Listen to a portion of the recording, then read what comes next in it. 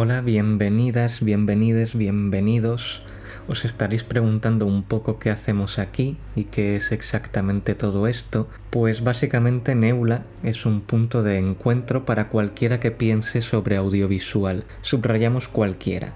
Queremos saber de ti, nos gustaría conocer tu visión sobre el audiovisual, nos importa poco tu posición en el mapa de las cosas, así que tanto si estás en precario, tanto si sientes que tu opinión no cuenta mucho, tanto si sientes que no tienes mucho que aportar, tanto si crees que acabas de empezar y que no tienes una opinión formada o que no te mereces figurar con otras personas, queremos saber de ti. Nos interesa tu opinión y Neula es un espacio abierto que te está esperando. También es un espacio de aprendizaje, un servidor de Discord donde sin presiones, sin urgencias, sin las demandas de una sociedad acelerada, se comparten ideas, se comparten recursos, se comparten materiales. Neula también es diálogo. A veces organizaremos charlas acordadas para abordar temas que nos interesan, que nos mueven, que necesitamos comentar. Como decimos, nos da igual tu formación, tu posición o tu peso social en esta sociedad de redes. La idea es construir, por lo tanto, un rincón abierto, sin exigencias, sin egotismos, sin ningún tipo de demanda, sin ninguna clase de expectativa. En ese sentido, hemos organizado una primera charla que versa sobre el tema de cómo estamos aprendiendo, pensar las imágenes en la academia y en el online. Esta primera charla es un piloto, pequeño piloto para conocernos, para saber dónde estamos y para pensar distintos temas. Voy a recalcar que la opinión de cada una de las personas que participan aquí y que participarán en el futuro, porque te estamos esperando, es independiente, propia e individual. Neula no es un movimiento, no es un colectivo, no es un movimiento generacional. Puede unirse cualquier persona y su opinión será respetada y no fagocitada.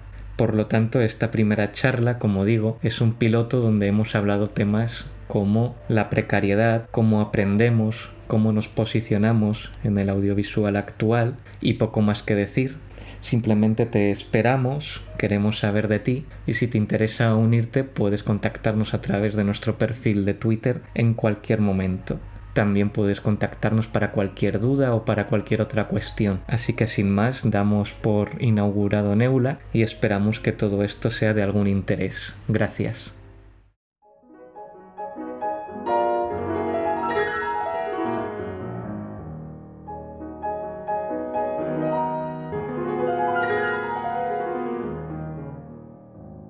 En esta primera charla de Neula lo que queríamos era iniciar un punto de contacto, un punto de diálogo, y el primer tema que vamos a abordar es cómo pensamos las imágenes y cómo hemos llegado a aprender y a situarnos un poco en el panorama audiovisual y en el panorama de pensamiento de lo que viene a ser todo el fenómeno audiovisual actual. Esta primera charla va a ser un poquito ensayo y error y un poco piloto. En mi caso, yo el interés por la crítica me nace bastante lejos. La única revista en papel que tengo es una revista de Caimán que salía Sokurov y la compré en un viaje de tren porque no sabía muy bien qué leer. Entonces, en mi caso, el interés por la crítica y el cine viene de la crítica online y de leer revistas como Cine Divergente. Y no es que esté haciendo spam de la revista en la que colaboro, es que yo creo que fue la primera revista que empecé a leer en serio. Entonces sí que creo que, aunque sea un poco odioso hablar de componente generacional, sí que me parece que el acercamiento a las imágenes viene un poco por lo digital en mi caso, por las páginas web, los blogs. Yo también tuve un pequeño blog de cine donde ponía estrellitas a las películas, ¿vale? Y donde ponía nota numérica hasta el guión, hasta la banda sonora y demás. Entonces mi relación empezó con los blogs y lo online y yo me sigo situando ahí.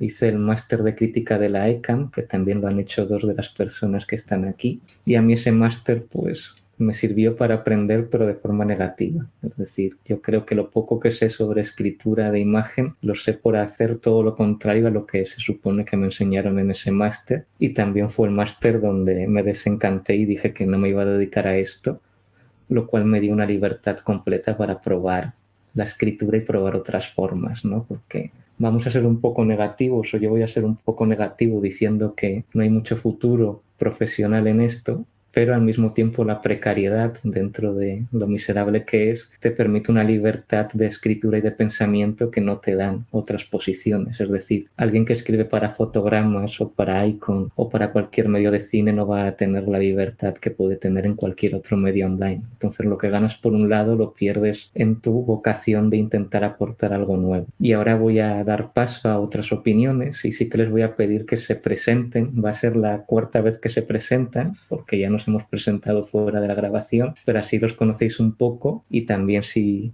alguien nos está escuchando y se quiere animar a unirse, pues que se una para que vea que somos gente maja, toda la que estamos aquí. Entonces no sé quién quiere abrir fuego. Hola, soy Ernesto. Soy el primero de los que ha comentado, de los que ya estudiamos en la ECAM el máster de crítica de cine. Ahora mismo estoy escribiendo en Mutaciones, que es la revista un poco de los antiguos alumnos del máster. Y eso, quizá un poco estoy en el espectro opuesto de... A lo mejor es que aún soy un poco más optimista con lo que es el futuro laboral de esto, pero bueno, con reticencias quizás. Bueno, pues yo soy Amaya y también hice el máster de crítica en la ECAM con la revista Caimán Cuadernos de Cine. Y eso, y también escribo, como muchos de mis compañeros, estoy en Mutaciones con Ernesto. Y yo no sé si soy optimista o pesimista, yo, pues no sé, me gustaría dedicarme a esto y sigo en ello. Ahora estoy haciendo un máster de estudios culturales y en general me interesa el análisis y la teoría cinematográfica y no sé, pues saber qué se puede hacer, pues si entrevistas online. Yo, así como ha dicho Javi antes que él empezó con blogs y con lo online, yo empecé a leer revistas en papel, leía muchas revistas en papel, luego ya dejé de leerlas. Y también me pasé pues, a leer blogs y demás. Y bueno, y de momento eso es lo que me interesa y donde estoy probando cosas. Bueno, yo soy Fidel y ahora mismo estoy estudiando periodismo y comunicación audiovisual. O sea que bueno, soy un undergraduate todavía, ¿no? No he dado el salto al máster. Y bueno, mi relación con el pensar las imágenes y con la crítica de cine creo que está muy relacionada con YouTube y con la forma del videoensayo. Y bueno, creo que eso es algo que entra dentro del ámbito digital también, ¿no? Es algo que el videoensayo es una forma que surge muy concretamente dentro del online. Y bueno, las pocas veces que he dado el salto a hacer crítica, porque bueno, mi futuro laboral todavía está en construcción y no sé si acabaré dedicándome a esto, pero bueno, las veces que he ejercido, no sé si de crítico, pero de persona que piensa las imágenes, vamos a decirlo así, ha sido precisamente a través del videoensayo. En mi caso, la verdad es que en relación con lo institucional, puedo decir que yo en la universidad en la que estoy, en la Carlos III, estoy contento y creo que algunos de los profesores que he encontrado allí han sido precisamente los que más me han animado y más me han... Sí, más me han descubierto que haciendo videoensayo también se podía hacer una crítica seria o académica o en profundidad. Y de hecho yo mi primer videoensayo lo publiqué en la propia revista académica de la Carlos III, en Tecmerín. Así que bueno, o sea, en ese sentido yo tengo una posición ambivalente con respecto a la academia. Sí que es verdad que bueno, que creo que en la academia sí que hay que pasar por ciertos aros, ¿no? O hay como, digamos, ciertas imposturas que vienen dadas. Pero en mi experiencia personal yo he encontrado a mucha gente que también, pues eso, como ya decía antes, me ha animado a pensar las imágenes. En cuanto al futuro laboral, bueno, no lo sé. Ya he dicho que mi futuro laboral está en construcción todavía. No sé si acabaré dedicándome a esto o no como vocación. Así que bueno, yo en general soy también pesimista y quiero creer que bueno, que cuando acabe la carrera y si hago un máster no me daré de bruces con la nada. Pero la gente que voy conociendo y que ya está en esa etapa de su vida, todas me transmiten un pesimismo y una negatividad que me da miedo. Pero bueno, sobre todo mucha incertidumbre. No tengo ninguna idea clara todavía. Mi nombre es Damián, soy compañero de Berklart, compañero de abertura de Javier en Berklart. Y bueno, mi acercamiento al cine y a la crítica ha venido principalmente por la carrera en que estudié. O sea, si bien la carrera de audiovisión que yo estudié en la Universidad de Lanús en Argentina estaba enfocada principalmente a sonido, y yo fui con la idea de aprender sonido, no de aprender cine ni nada por el estilo. El enfoque generalmente audiovisual de la carrera hizo que me fuera interesando por el cine, y básicamente la forma en la que abordo la crítica y que abordo el cine viene muy ligada a lo que fui aprendiendo en la carrera. Así que digamos que por un lado mi forma de ver el cine está como muy signada por, no sé si la academia, pero sí por cuestiones técnicas, en el sentido de que ahí el cine se aborda justamente más desde la puesta en escena y de cuestiones de resolución de problemas en rodajes y cosas por ahí. Por lo que, bueno, quizás mi forma de pensar el cine a veces es, no sé si técnica, pero se tira más hacia ese lado, buscando encauzar todo eso dentro de ideas un poco más abstractas y que tienen que ver con la expresión del arte en sí mismo. Por otro lado, digamos que la experiencia como crítico se dio principalmente en cine divergente, porque cuando me di cuenta que podía hacer crítica, buscando algún lugar en el que me dieran un hueco, el único del que tuve respuesta fue cine divergente con Manu Argüelles, y básicamente no me moví de ahí hasta el año pasado. O sea, todo el crecimiento por escrito ha venido de la práctica y de a posteriori, digamos, lecturas más clásicas, o que quizás se encontrarían más en un máster, y que tienen que ver más con Bazin, con el lado más, no sé si filosófico de la crítica, pero o quizás más específico de lo que se entiende por crítica de cine, y de donde sale básicamente todo lo canónico dentro del arte. Bueno, pues voy yo ya, que soy el último. Bueno, mi nombre es José Ángel Josan. Estudié con Javi en Comunicación Visual en Salamanca. La verdad que podría situarme en el bando de los pesimistas en general, o de los desencantados, y en especial no recomendarle a nadie esta carrera en Salamanca.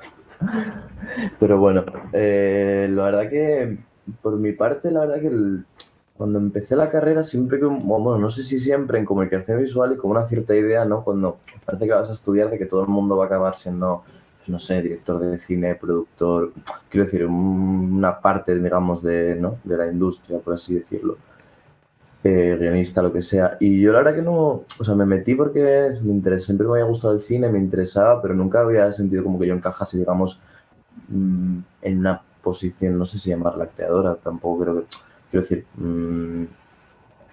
como guionista, como tal, no eran cosas que me motivaban. Sentía que lo que me motivaba realmente era leer y escribir sobre cine, estar como desde la parte de la crítica, la parte que piensa las imágenes, me sentía más cómodo en ese sentido. Y sí que creo que a lo mejor ha habido un poco como Javi, a través del online o de internet, que ha sido como los acercamientos que a lo mejor más me han marcado, porque sí que es verdad que yo creo que en mi vida compré una revista de cine a día de hoy. Y sí que como algunos portales como Cine Divergente, Visual 404, cuando los conocí a las chicas a través de Twitter, como que toda esa estética me parecía como muy interesante, o por lo menos de primeras como que me fascinaba un poco, como, no sé, poder hacer crítica, o que hubiese gente haciendo crítica y que además como que estéticamente pues todos esos GIFs, esos formatos, no sé, era como algo chulo, o me parecía como interesante visualmente.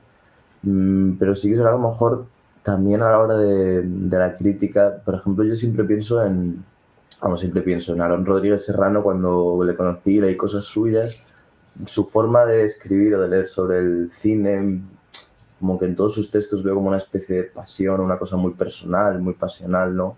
Como de amor al cine o de amor a las imágenes o de una autoexigencia que creo que me marcó mucho, como a la hora de tomarme, no sé, este tema de la crítica, lo visual, como que es una persona a la que siempre tengo una especie de referente, o persona que, no sé, me transmite algo, su forma de escribir, su forma de interesarse por la crítica. Yo realmente sí que me siento como comentaba también Fidel, en el tema del videoensayo, un poco porque me gusta el montaje audiovisual y me gusta trabajar con material de archivo, por así decirlo, no sé.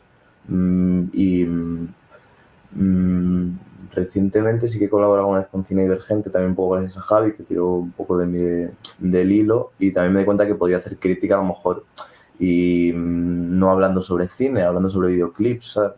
Quiero decir, a lo mejor ciertas cosas me han como también hecho desmitificar un poco esta idea, ¿no?, de lo académico, de lo canónico, cómo deben de ser ciertas cosas, pues ya mismamente sea lo que comentaba Fidel de los videoensayos o lo que comentaba ahora de poder hacer, no sé, hablar de videoclips, salir un poco como del formato película, no sé, ciertas cosillas que sí que me han motivado a lo largo, creo, y a día de hoy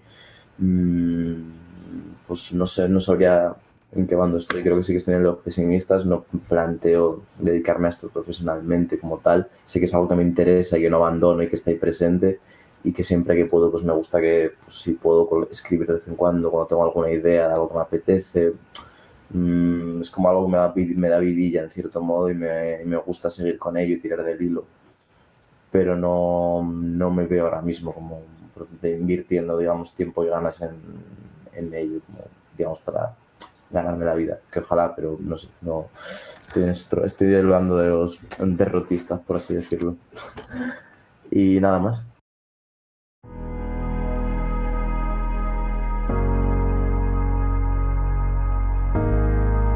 Si nos lavamos los ojos, los oídos y las mentes, encontraremos que lo que se aferra a nosotras, después de que la espuma se aclare, son los zarcillos de otro mundo cinematográfico, de imágenes, espacios, voces, pasajes, luchas y tiempo. El tiempo recuperado de su robo por la lealtad de la cinefilia narcisista al capital. Elena Gorfinkel, contra las listas, en Another Gaze.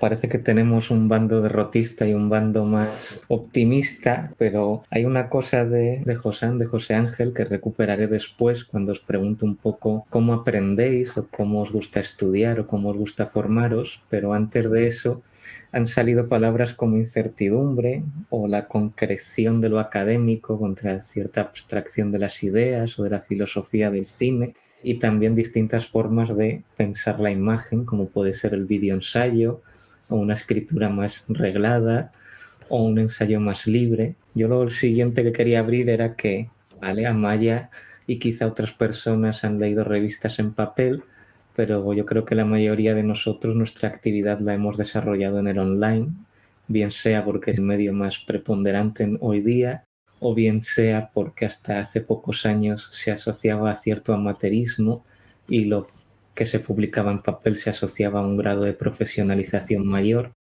Este paradigma ya se ha roto y hoy día en el online se pueden leer cosas muchísimo mejores que en cualquier publicación en papel, y todo ese romanticismo por el papel, pues no voy a desarrollar mucho mi opinión, pero creo que está bastante clara. Mi siguiente pregunta es si vosotros creéis que sigue existiendo esta división entre el online y lo físico, si lo físico, una publicación en papel, sigue teniendo más prestigio que el online. ¿Qué os interesa del online? Si veis posible desarrollar una carrera en el online, es decir, escribiendo para medios online o trabajando a través del online. Y también, ¿qué libertad os ha dado a vosotros, pues, escribir para una revista como Mutaciones, ¿vale? Todas esas cuestiones del papel y lo online, si queréis responder un poco.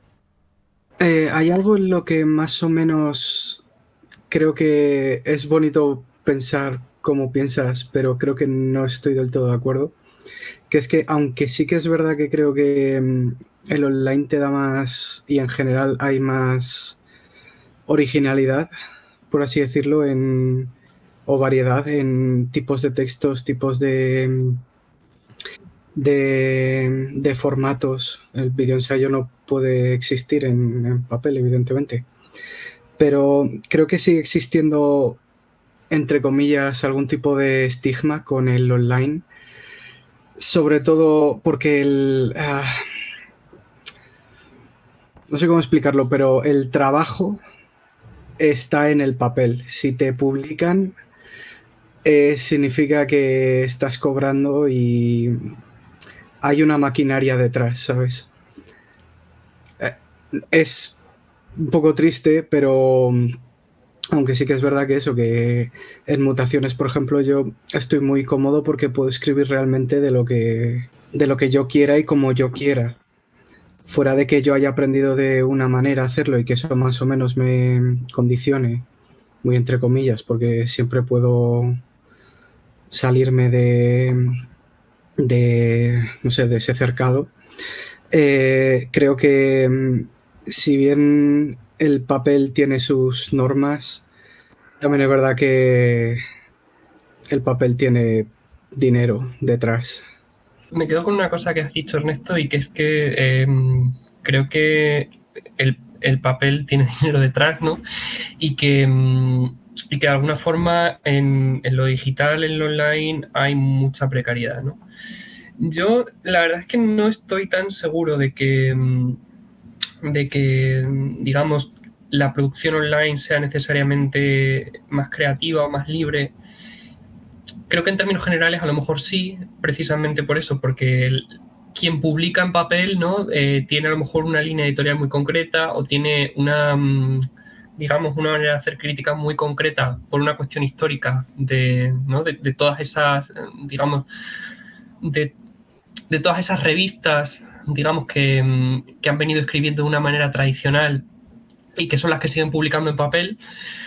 Pero pienso, por ejemplo, en Another Gaze, ¿no? En esta revista de crítica feminista inglesa que publica en papel. O sea, bueno, es una especie de publicación híbrida porque tienen también como su página web online, ¿no? Y tienen contenido online, pero publican en papel cada cierto tiempo, ¿no? No es una publicación como pueda ser fotogramas o como pueda ser, pues bueno, Caimán, que publican a lo mejor con una frecuencia de una vez al mes o de una vez a la semana o lo que sea, sino que son publicaciones pues muy concretas y con mucho trabajo detrás, pero en las que sí que se encuentra, yo creo, una crítica de cine innovadora, libre, y en la que hay textos originales, ¿no?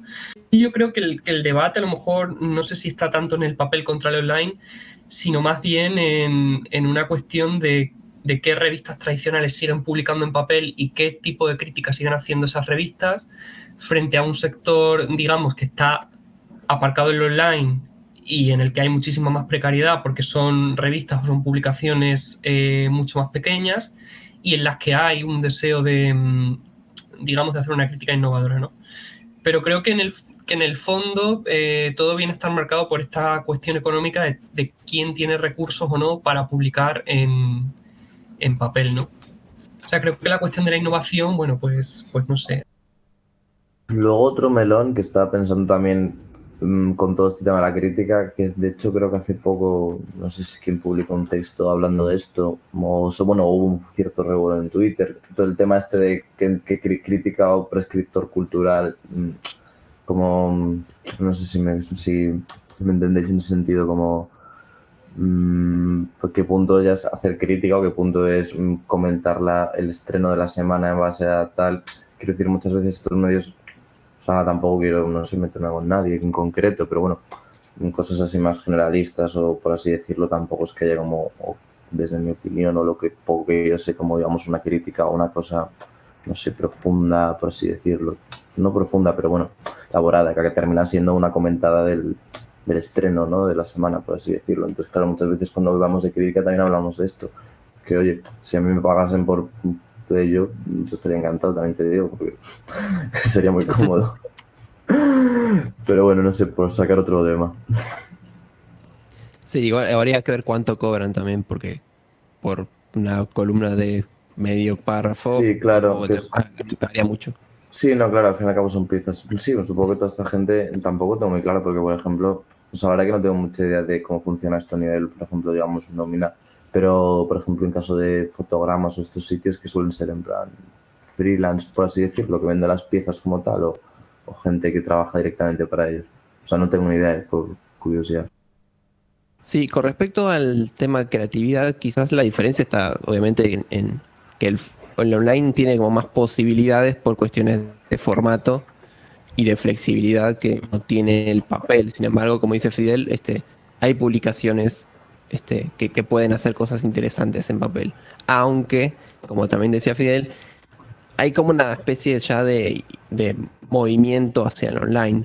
O sea, si bien las publicaciones tratan de mantener el papel a todo lo que se pueda, eh, por, por tradición y porque hay gente que todavía compra papel, em, el movimiento va hacia el online también porque digamos, los ojos están en el online. O sea, tiene muchas más posibilidades de atraer gente. Incluso podrían, no sé, por ejemplo, hay una página de Estados Unidos que se llama Bright Wall,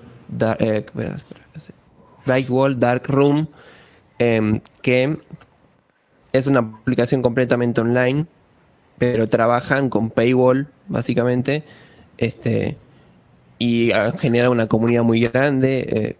Digamos que digamos, con mucho trabajo y esfuerzo se puede tratar de generar ingresos también, aunque no sean tampoco muchos, o sea, pero por ejemplo, no sé, creo que la última vez que vi estaban cobrando o pagando a los autores más o menos $60 por texto, lo cual no es mucho tampoco, pero es algo. Em, y bueno, básicamente ahora es una cuestión más de, de tiempos, creo, y ver cuánto puede llegar a durar el papel en general. Y digamos que en general el movimiento es un poco hacia el online y tratar de mantener el físico lo más que se pueda, por una cuestión también de que el físico da cierto estatus a pesar de los costos que implica. O sea, en general las publicaciones en papel tienen años atrás, tienen décadas tienen un caché cultural que no tienen las revistas online. A pesar de toda la innovación que pongas, se hace muy difícil quizás comparar los pesos de unos y otros. Yo también, por aportar como una cosita, no quiero, porque si no voy a intervenir mucho y no quiero acaparar la conversación, pero creo que otro punto a favor del papel es como todo el flujo de información que hay en lo digital, ¿no? Y que parece que muchas veces estamos abrumados con todo lo que se publica. Y, por ejemplo, yo pienso en esta publicación que comentaba antes, en Another Gaze, que es, digamos, una publicación que hacen cada bastante tiempo, y cómo de alguna forma esta publicación en papel es como justo lo contrario a ese superflujo de información dentro del online, ¿no? O sea, es una publicación que casi se parece más a un libro, digamos, por el tamaño y por la cantidad de textos que hay, la profundidad con la que se trabaja. Es casi más una publicación de ese tipo que se publica cada cierto tiempo, ¿no? De manera muy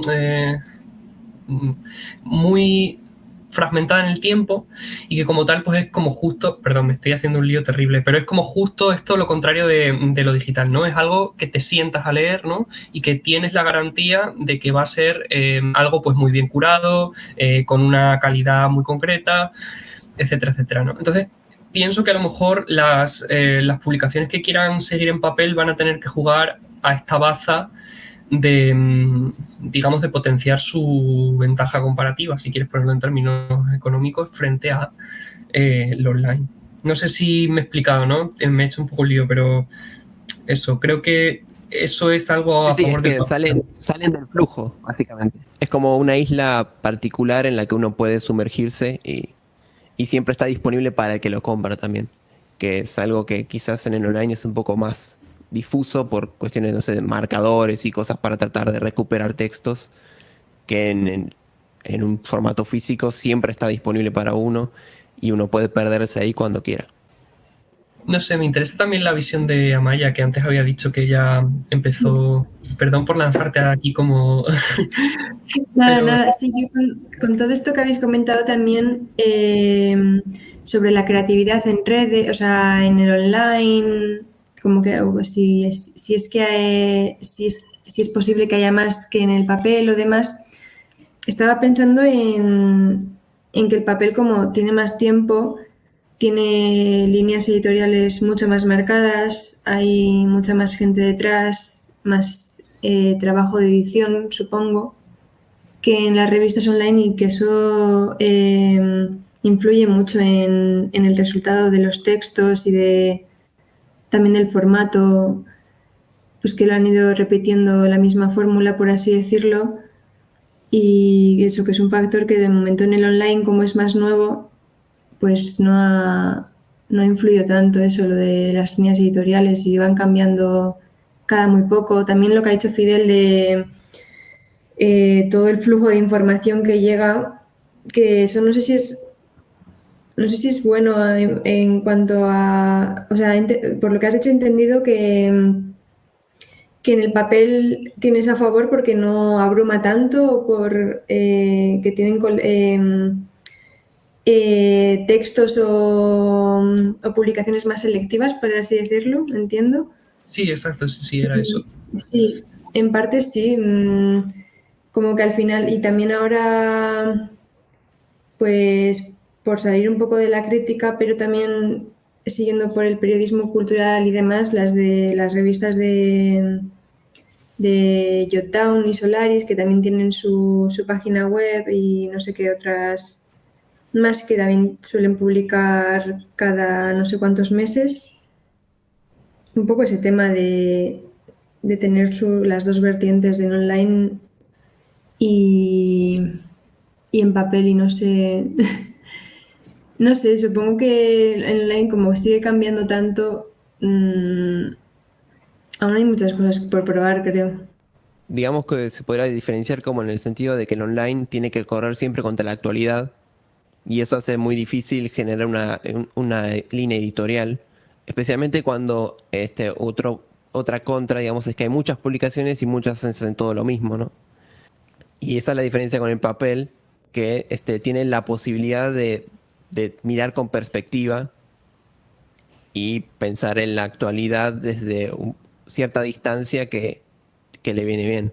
Por eso quizás también en lo online tiene posibilidades siempre y cuando se aleja un poco de esa idea de correr atrás de lo que acaba de pasar hace 2 segundos. Sí, justo, yo también he pensado mucho en eso y me preocupa mucho. Y bueno, o sea, no solo a mí, hay mucha gente que dice que no tenemos tiempo para pensar, o que no nos paramos a pensar de verdad las películas. Al final las críticas que salen esto de diarias en online de cuando se estrena una película, o sea, son las primeras impresiones. Es que siempre, no sé, como que siempre me preocupa mucho esto de, ¿es de verdad lo que has visto, lo que has podido pensar en 15 minutos después de haber visto esta serie, este episodio, esta película, lo que sea?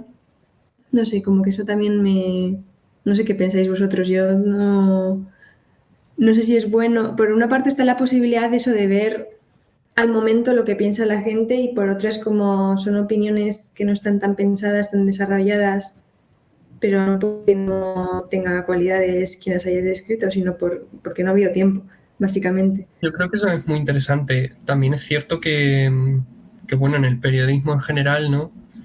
Claro, yo como hago también la carrera de periodismo, que no es la que más me gusta, pero bueno, existe siempre esta cosa de que hay un periodismo más reposado de alguna forma, ¿no? O que mira las cosas más en perspectiva, y un periodismo más de actualidad.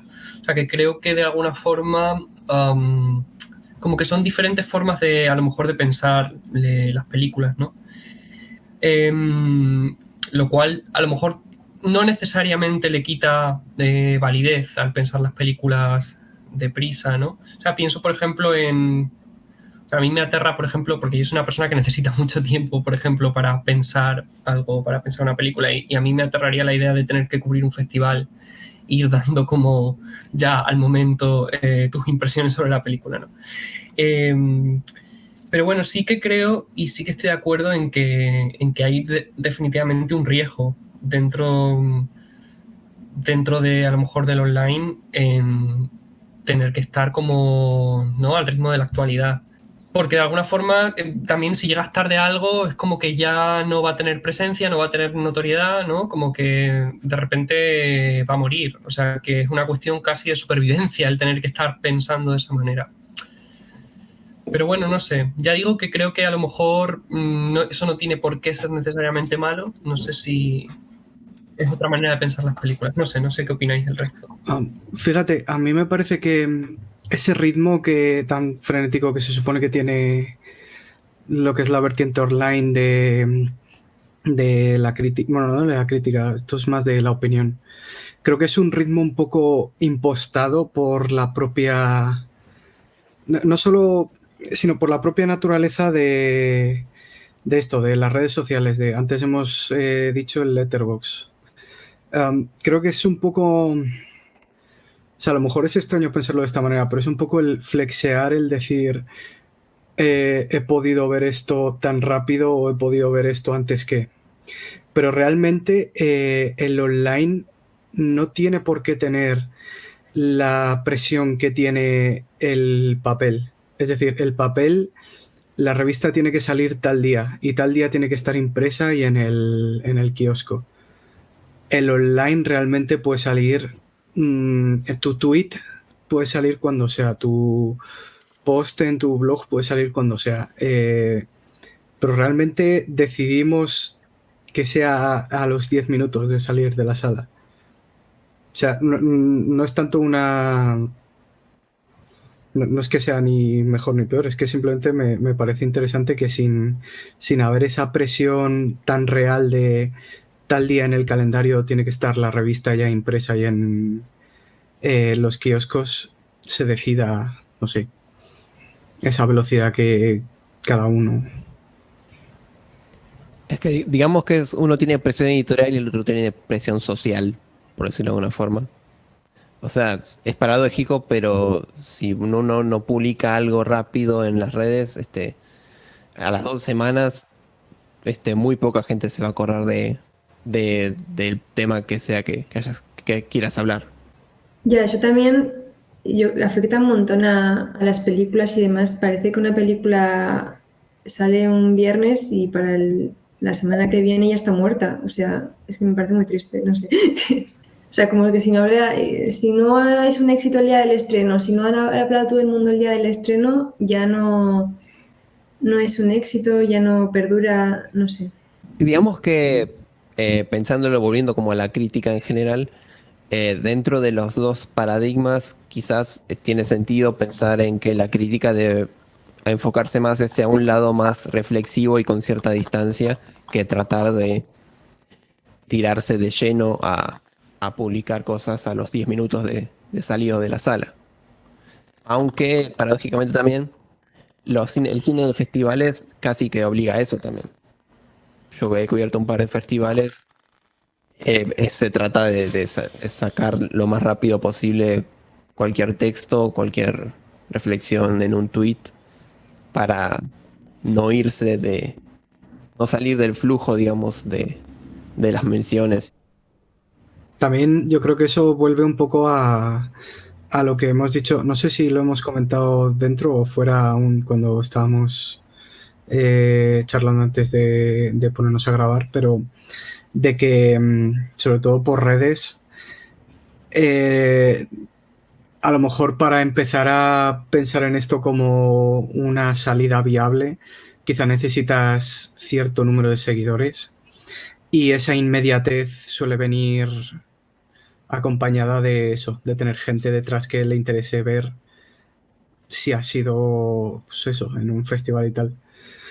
Pero creo que también es útil quizá en el ambiente de un festival en el que ves mucho, muy seguido, tener más o menos un sitio en el que anotar, aunque sea eso, en en redes o en un letterbox o algo así, primeras impresiones o algo así, a la que volver cuando una vez ya tengas que ponerte a escribir una crónica o textos un poco más extensos de lo que ha sido cada película? Me parece muy interesante también lo que has dicho, y simplemente es eso que me parece interesante, como también no pensar en si lo que publicamos en Twitter o en Letterboxd o ¿no? en redes en general sobre las películas son simplemente primeras impresiones, ¿no? Y como una especie de cuaderno de notas en el que soltar un poco ahí, ¿no? Vomitar como tu primera idea del visionado, o si, ¿no? O si por el contrario, pues tiene que ser como una cosa muy pulida, como muy pensada, ¿no? Y si digamos que dentro de ese ritmo tan frenético es posible hacer algo pulido o simplemente es posible echar primeras impresiones, ¿no? No sé, bueno, ahí lo dejo.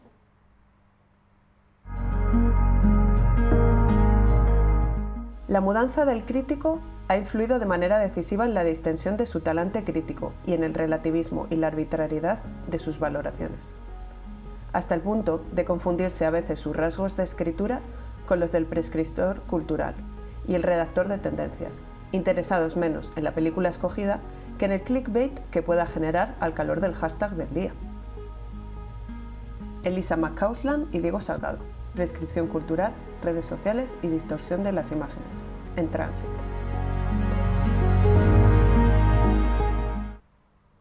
Entonces, con todo el tema del papel y en lo online, podemos concluir que, más o menos a raíz de lo que habéis ido comentando, que no es una dicotomía tan clara, que el papel y en lo online son dinámicas que se van entremezclando y han quedado un poco marcadas, que el papel tiene el músculo económico y profesional y en lo online puede aportar cierto grado de libertad, pero que pese a ello son dos formatos que están permeando y están mutando, y tenemos ejemplos de medios online que cogen dinámicas del papel, o ejemplos como decía Fidel de Another Gaze, que es un medio que publica en papel pero con una dinámica un poco del online, o medios como Visual 404, que tanto por ritmo de publicación, porque va por números, como por el mimo que hacen a la maquetación, remiten más a dinámicas propias del papel, pero actualizadas en un ejercicio, yo creo, de autonomía y de independencia pues muy loable.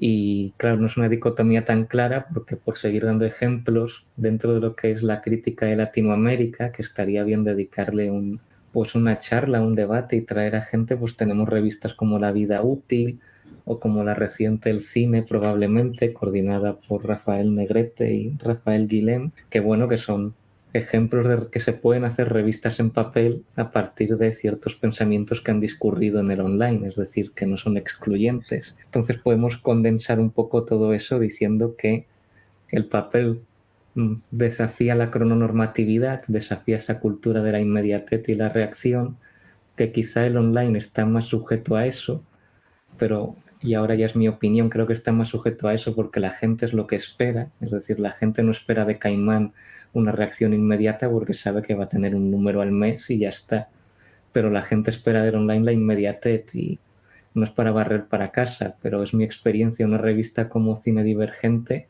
que creo que es bastante poco sospechosa de ser tachada de revista de actualidad porque hace bastante poca crítica semanal, pero aún así tiene pues estudios en profundidad y tiene ensayos sobre cine de todas épocas. Aún así, muchas veces el debate es: quizá deberíamos cubrir un poco más la actualidad para enganchar a lectores, para que luego sean capaces de leer un ensayo de 5.000 palabras sobre el cine de animación o sobre cine y sonido. Entonces, que muchas veces el lector también marca, ¿vale?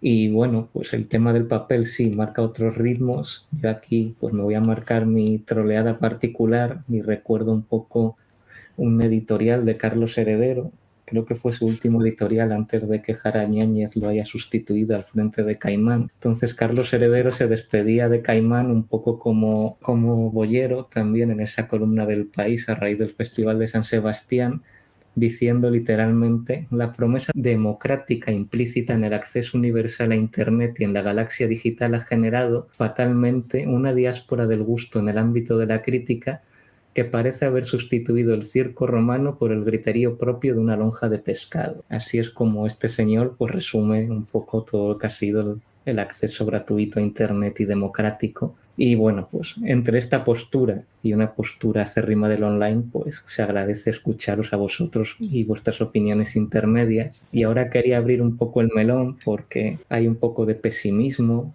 respecto a qué podemos hacer, respecto a la precariedad, respecto a cómo nos integramos en lo online o en el papel, como si no pudiéramos cambiar las cosas. Y os quería preguntar un poco sobre cómo os veis, qué rol generacional, y vuelve esta palabra maldita, pero en el fondo hay que usarla, es decir, si os veis vosotros capaces de cambiar alguna de estas dinámicas, es decir, ya sea coordinando en el futuro algún medio, ya sea a través de vuestro propio trabajo creativo, como personas que escriben o personas que hacen ensayos, modificar un poco esto. Hemos dicho que la crítica en festivales te implica ser inmediato, pero hay una forma de plantear una crítica de festivales nueva. Hemos dicho que muchas veces, decía Josan, recuperando, yo creo que te referías al artículo de Diego Salgado y Elisa McCausland para Transit, que decían crítica y prescripción cultural de hace poco, me parece. Sí, justo, creo que sí que era ese. Sí, o sea, sí. Sí, que me acuerdo que hubo bastante revuelo, como que, o sea, hubo un poco de debate esos días, ¿no? Pero sí, justo era el que tenía en mente, correcto. Sí, entonces la pregunta es, ¿qué podemos hacer nosotros y nosotras para cambiar esas dinámicas de publicación de festivales, de publicación inmediata, de dinámicas precarias dentro del online? ¿Qué podemos hacer? ¿Podemos innovar? ¿Podemos vencer esa idea del capital social de tenemos que ser inmediatos porque ganamos followers y es la única forma? ¿Que se os ocurre algo o no? O directamente nos damos por vencidos y nos integramos en los medios y acabamos convertidos en prescriptores culturales como la mayoría de personas que escriben para grandes medios. Creo que todo depende un poco del ritmo al que se consuma. Y está feo decirlo de esta manera, pero en plan, consumir es al fin y al cabo lo que se hace al ver una película y al leer un texto a raíz de la película o ver un vídeo ensayo. Si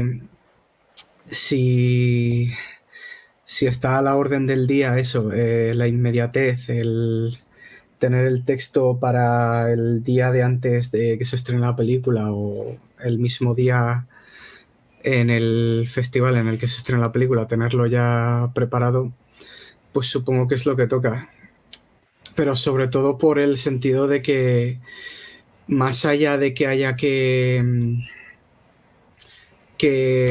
evolucionar con el medio, también hay que comer. Y si es así, y si es ahí donde está el dinero, o sea, a lo mejor será un poco cenizo en ese sentido, pero creo que también habrá que comer, o sea, habrá que buscar un poco lo que dé dinero. Vale, aquí voy a hacer yo de abogado del diablo. Hay que comer, pero ¿veis posible poder dedicaros a otra cosa que os pueda gustar o relacionada con esto? Es decir, ¿qué rol podemos tener? ¿Podemos cambiar algo o directamente pues hacer lo mejor que podamos con las herramientas que tenemos? O sea, yo creo que en general es un problema estructural al que se enfrenta todo el periodismo y es un problema del modelo de negocio y que mientras el modelo de negocio siga basado en conseguir clics, en conseguir visitas, en conseguir notoriedad en redes, estamos abocados a esa, digamos, a esa velocidad, ¿no? Y también seguramente a esa precariedad. Entonces, bueno, el periodismo en general está en crisis y mientras no consigamos generar una infraestructura que sostenga la crítica online más independiente, más allá de ese modelo de negocio de dependencia de las visitas, yo creo que estamos abocados a eso. Y bueno, o sea, no sé, una salida a esa crisis, pues no, ahora mismo no tengo ideas. O sea, yo creo que a nivel individual, como escritores, quizá un poco se puede hacer porque somos fuerza de trabajo dentro de ese mercado, ¿no? Entonces, quizá, pues bueno, se me sigue viniendo a la cabeza el caso de Another Gaze, ¿no? Porque ellos cuando venden en papel lo que hacen es están vendiendo un libro casi con un precio elevado, ¿no? Y que no depende de la publicidad y no depende del clic. Entonces, bueno, ¿qué alternativa hay a ese modelo de negocio? que se pague por las publicaciones, o como están haciendo ahora muchos periódicos, que pagues una suscripción, ¿no? Para que no haya tanta dependencia económica de la publicidad. Pues bueno, a lo mejor la salida viene por ahí. Es un poco como volver al formato físico de alguna forma eso, en el sentido de que es como comprar un número de revista. Sí, o poner un precio más elevado a las publicaciones, lo cual también es problemático, ¿no? Porque evidentemente estás poniendo ahí una barrera económica, y una de las virtudes de Internet o de la crítica online precisamente es la accesibilidad. Entonces ahí hay como un juego de no saber muy bien para dónde tirar. Entonces, bueno, yo esto es lo que diría, que es una cuestión del modelo económico en el que está asumida la crítica y el periodismo en general. Sí, es que principalmente es complicado también pensándolo desde el punto de vista de un editor online, es cómo generar ingresos para pagarle a un colaborador, y no hay muchas alternativas en realidad. Yo a veces también lo que comentáis, claro, a veces pienso lo que dice Javi de qué opción te queda, pasas por el aro, digamos, de alguna forma, de algo que comer. A veces yo ya, quiero decir, pero tampoco creo que he trabajado como crítico, quiero decir, o he colaborado con contadas ocasiones, sé que es algo que me gusta, pero realmente lo tengo más como una pasión y un hobby, y muchas veces pienso en, ¿podría convertir este hobby o en esta pasión, pues, en un oficio? ¿Podría apostar por esto? A veces pienso también en, o sea, esto es una postura totalmente personal, en dejar el hobby como un hobby y poder disfrutar de él mientras tengo, pues ahora mismo, ponte un ejemplo, un trabajo totalmente random que por lo menos me permite llegar a fin de mes y muchos quebraderos de cabeza, y realmente lo que me gusta, pues tener tiempo libre, asegurarme de tener tiempo libre para poder realmente dedicarme a ello de otra forma, de una forma, no sé, sin una transacción económica por medio, por así decirlo, no lo sé. Quiero decir, el tema, ¿no? A lo mejor quiero apostar y quiero dedicarme a esto o no. Yo a lo mejor estoy en un punto en el que es más bien no, en el que quiero que esté ahí presente, pero no quiero, pues eso, convertirlo como en un oficio, o porque a lo mejor tengo una postura demasiado pesimista respecto a ello, o porque no lo sé. Pero bueno. Sí, quizás por experiencia propia, pensándolo quizás un poco, llevándolo a Berklant, creo que Javier y yo lo hemos pensado de una forma en la que, si bien no creemos que podamos vivir de esto, queremos tratar de ayudar en lo posible a que otros, a que colaboradores asiduos puedan tener, aunque sea un ingreso. No es tampoco mucho, pero es algo que tratamos de llevar hacia Sí. la comunidad de escritores.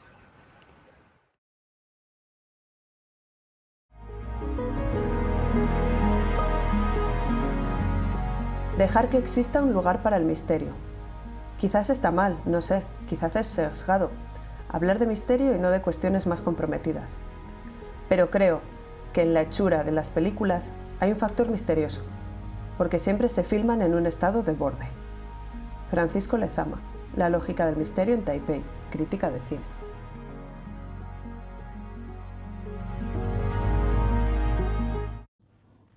Entonces vemos difícil lo de intentar cambiar, o dentro de nuestro rol generacional subvertir, pues el estado actual del periodismo o de la crítica, pero bueno, es algo que seguro que podremos retomar en el futuro. Ahora, para no ser tan cenizo, porque ya llevamos un buen rato y parece que esto tenga ya un cariz un poco nublado y un poco pesimista, vamos a tratar un tema, ¿vale? Y luego ya el siguiente tema será si queréis añadir algo por ir concluyendo. Pero el siguiente tema sí que quería que fuera más positivo y más relacionado con lo que venía siendo el tema de hoy, y es cómo aprendéis. ¿Quiénes leéis? ¿Qué medios recomendaríais? Poner una nota positiva y decir, vale, hemos dicho que muchos de nosotros y de nosotras aprendemos en el online. ¿Cómo es vuestra formación? Aparte de tener formación reglada en un máster de periodismo, en un máster de la ECAM, en un máster de arte contemporáneo, pues cómo seguís formándoos para, bueno, intentar ganaros el pan posteriormente si tenéis suerte y seguís así. No sé, es que a lo mejor suena un poco cursi, pero a mí me gusta formarme viendo, más que leyendo. O sea, últimamente, pues no, el año pasado sí que vi bastante más de lo que suelo ver y he vuelto un poco a bajar un poco el ritmo de ver cosas. Pero no, creo que el tema visionados va muy relacionado con la velocidad a la que van las redes sociales y tal. Pero en general leo, o sea, a lo mejor no es lo más saludable, pero leo a la gente que me gusta leer. O sea, ya tengo a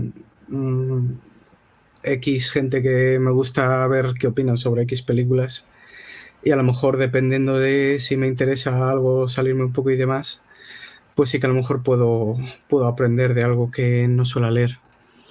Pero creo que al final necesitas un poco tener un estilo muy tuyo y eso sale pues eso de seguir viendo y seguir escribiendo de lo que ves. Podéis dar nombres, que esta es la parte positiva, ¿eh? O sea, podéis dar nombres de gente a la que admiráis. O sea, ya para decir nombres de gente a la que odiáis ya me encargo yo, ¿vale? O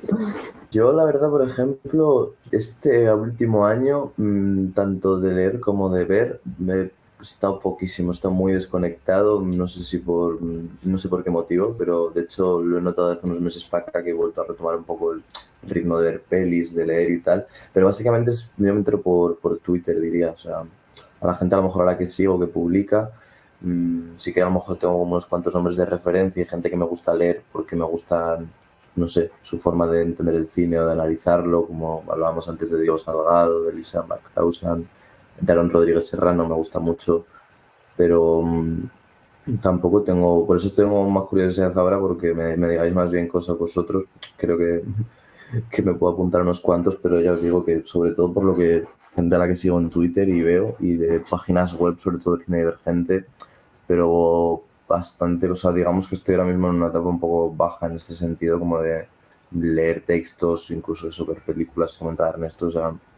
entonces estoy intentando coger otra vez un poco de ritmo, que estaba un poco desconectado de todas estas cosas por motivos pues laborales y precarios y falta de tiempo y de motivación.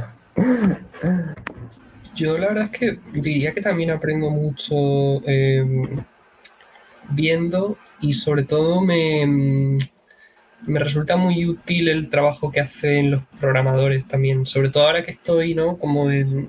Yo ahora estoy como este año viviendo en Inglaterra y es como un contexto totalmente distinto al español, pues ver digamos, que valoran los programadores aquí o que se está poniendo en el BFI o en el Lux Images o lo que sea, ¿no? Así que la verdad es que yo suelo aprender bastante así, como, no sé, eso, mirando la programación. O sea, creo que eso también es muy, ¿no?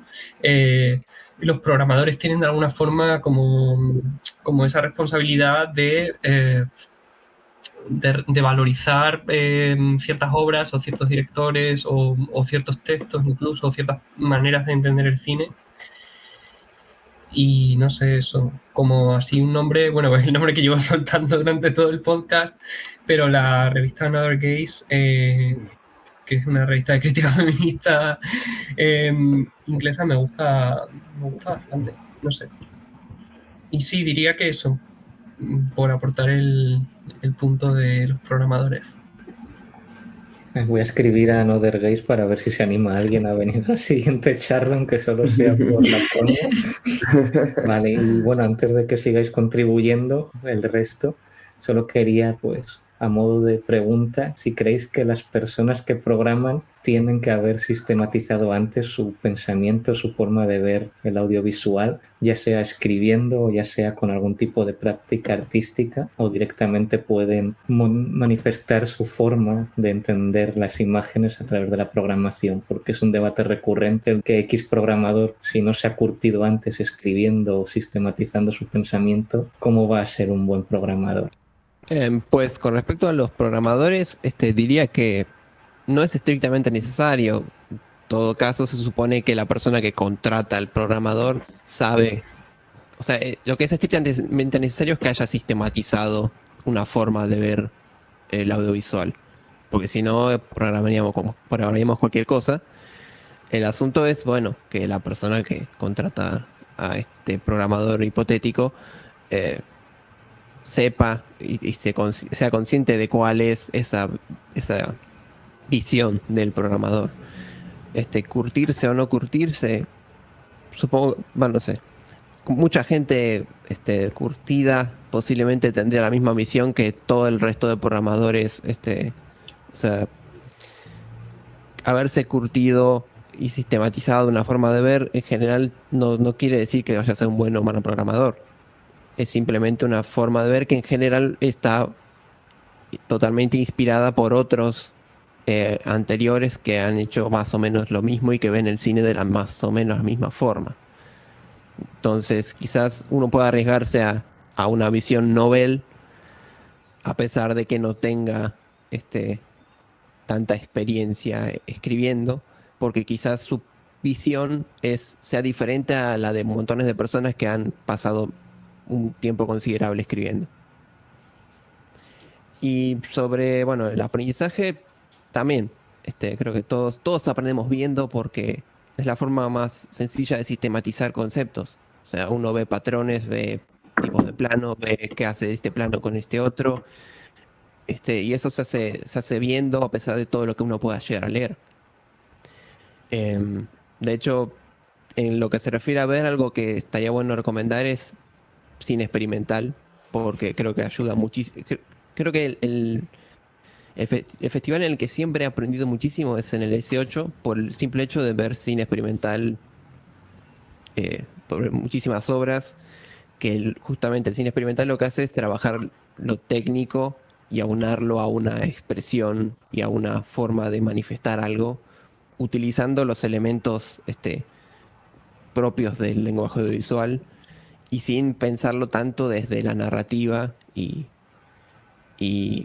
los elementos más convencionales del cine normal, digamos. Entonces, el cine experimental en ese sentido ayuda muchísimo a poder detectar cuestiones y poder llevarlas también a verlas luego en cine más tradicional. Y en respecto a recomendaciones, bueno, creo que todo el staff de Cine Divergente vale la pena pegarle una leída. En parte porque vengo yo de ahí también, pero siempre es como una usina de nuevas voces, por la forma abierta que tiene el sistema editorial, y siempre se va renovando generalmente el staff o el cuerpo de escritores, y eso hace que generalmente siempre sea nuevo leerlo tras pasados unos meses. También de Argentina podría recomendar a Pablo Martín Weber para una lectura farockiana del audiovisual. Aunque actualmente está escribiendo, creo que tiene algunas columnas esporádicas en el blog de Roger Cosa, Con los ojos abiertos, pero ha escrito principalmente para La Vía Útil, que es una revista en papel actualmente. Aunque hay algunos textos dando vueltas también en la web de La Vida Útil. Todo tiene que ver con todo y también publican un poco online. Bueno, perdón, no quiero cortar a Maya porque iba simplemente a hacer un comentario sobre lo de los programadores. Y bueno, que yo creo que hay algo que resuena en mi cabeza siempre y que decía Gonzalo de Pedro cuando estábamos programando en Cineteca nosotros, y era que un programador no puede poner simplemente lo que le apetece ver, ¿no? Yo diría que un poco mi opinión va por ahí, es decir, no diría tanto que un programador necesita tener un pensamiento sistemático o curtido o haberse formado en la crítica necesariamente. Creo que de hecho es positivo que haya visiones dentro de la programación que se salgan de lo académico y que vengan de otros espacios y de otros lugares, pero sí que creo que evidentemente un programador no puede poner simplemente lo que le apetezca, ¿no? O sea, creo que la programación debe tener un sentido, ¿no? Y creo que también dentro del trabajo de programador hay un componente de intuición que es importante, ¿no? Y de ser sensible a dónde está la conversación, o cómo lo que tú muestras y lo que tú programas puede aportar algo a las conversaciones que se están teniendo en general, ¿no? Y por eso yo también quiero romper una lanza a todo lo que no es ver, sino que es informarse o leer cosas que nada tienen que ver con el cine, pero que de alguna manera dan sentido al cine, ¿no? No es solo el cine por el cine o las imágenes por las imágenes, sino cómo esas imágenes nos ayudan a relacionarnos con nuestro contexto, con nuestra realidad y con otros millones de conversaciones que se están teniendo fuera de ese círculo endogámico que a veces es la cinefilia, ¿no? Aunque eso es otro melón, pero bueno, eso ahí lo dejaría. Y perdona, Maya, habla ahora que te he cortado. Sí, bueno, no sé si quedo yo o queda alguien más. Bueno, en cuanto a lo de los programadores, pues sí, estoy de acuerdo con lo que han ido diciendo Damián y Fidel. Y sí, creo que es importante que deban haberse construido un criterio antes de ser programadores y eso y programar. Creo que lo ha dicho Fidel, o sea, que den paso a la conversación, a conversaciones interesantes y a plantearse conflictos, bueno, conflictos o temas interesantes en cuanto a las imágenes, no simplemente, no sé cómo decirlo, que no sea pues un catálogo del cine que hay que ver de no sé qué región del planeta o de este género cinematográfico, sino, no sé, que hay algo que también provoque un choque o nos hagan replantearnos cosas.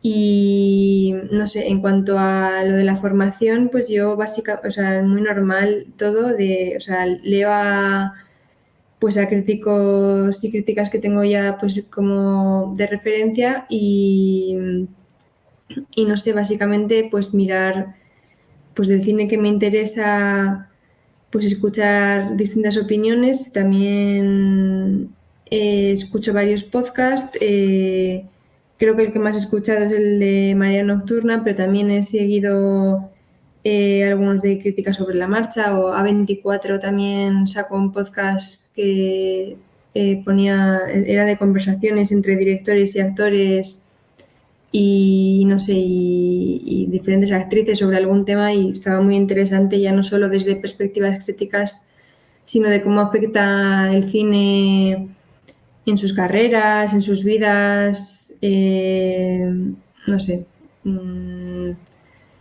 Y también en charlas y en conferencias sobre estos temas que pueden organizar ya en la Filmoteca o en la Cineteca o en otros centros culturales. El otro día hubo una charla muy interesante sobre los miedos contemporáneos en Conde Duque, que estaban Servando Rocha de la Felguera y Desiré de Fez, y también estaba Rodrigo Cortés y Gris Morales, y pues eso, era un diálogo entre escritores, críticos culturales y los propios cineastas, y no sé, pues yo creo que la formación viene de ir tirando del hilo de cosas que me interesan y no sé, y viendo también mucho cine, como han dicho ya algunos de los compañeros, de pues ver muchas películas y pensarlas. Vale, pues ya tenemos ahí un poco un mapa de recomendaciones. Yo tampoco me voy a extender mucho en recomendaciones, ¿de acuerdo? Y bueno, en mi caso, como soy alguien de la periferia, concretamente de la periferia de Castilla y León, que bueno, para la mayoría de gente esto es Mordor y ya está, no somos nada más que fachas o gente que colgamos niños en los pueblos. Entonces, no, mi formación es solo a través del audiovisual de Internet, veo mucho YouTube, veo mucho Reddit, últimamente veo mucho Analog Horror, que son así historietas de terror en YouTube, entonces sobre todo es lo que consumo ahora y es mantenerme un poco activo porque yo, pues de las instituciones aquí no hay, tenemos una filmoteca pero está muerta básicamente y mi visión de las instituciones es mucho más pesimista, entonces, bueno, personalmente pondría una bomba en todas ellas, una bomba metafórica, no estoy haciendo apología del terrorismo, ¿de acuerdo? Es terrorismo ideológico, no físico. Entonces, claro, creo que hemos cambiado la cinefilia y que ahora decimos eso de contra la cinefilia. Dejaré aquí una entrevista a un profesor de cine que critica el libro de Vicente Monroy. No lo critica, dice que es interesante pero que no se moja, lo cual es muy curioso porque sí, hemos pasado de contra la cinefilia a estar a favor de una videofilia. Entonces, como yo creo que todas las instituciones llegan tarde y mal, pues bueno, estoy muy de acuerdo con esa entrevista. Por no cerrar de forma negativa, pues y no recomendar lo obvio, que sería pues las cosas que yo consumo y hacer spam y esas cuestiones, Estoy suscrito a la newsletter de Ainhoa Marzol, que tiene una newsletter de su vida y de sus historias en Taipei. También escucho Ciberlocutorio, que es un podcast que tiene Andrea Gómez y Ana Pacheco, que hablan de sus cosas y está muy divertido. Y alguna cosilla más, o sea, generalmente intento picar de todos lados para estar un poco al día. Pues no sé si tenéis algo más que añadir o podemos ir dando por cerrado esta prueba o este piloto. Esta es la primera parte de Neula. Como ya hemos dicho y como ya seguiré recordando, esto es un espacio para conocernos y para compartir ideas. Es un espacio de opinión libre donde podéis hacer apología de donde queráis. Si quiere venir algún programador o alguien... Del terrorismo metafórico. Sí, de terrorismo metafórico, violencia simbólica, o sea, no formas de destrucción pero ideológica. Si quiere venir algún programador o programadora, puede venir libremente, probablemente no nos escuche porque por debajo de 10.000 seguidores en Twitter no existimos nadie y es lo que suelen tener toda la cultura de este país, más de 10.000 seguidores en Twitter. Vuelvo a recordar que esto solo es mi opinión, ¿vale? Neula es un espacio de expresión individual y os estamos esperando pues para seguir compartiendo ideas, para compartir recursos en nuestro canal de Discord y para anunciar la siguiente charla, que ya decidiremos cuál es el tema. Entonces, nada, pues muchas gracias a las personas que se han apuntado a este primer especial y seguiremos. Dadnos un poco de cariño en redes, aunque haya dicho todas estas barbaridades, porque el resto de personas son gente bastante maja. Y nada, pues hasta luego y os podéis despedir si queréis y si no, pues corto aquí. Bueno, hasta luego. Adiós a todos. Gracias. Gracias por escuchar. Muchas gracias a todos.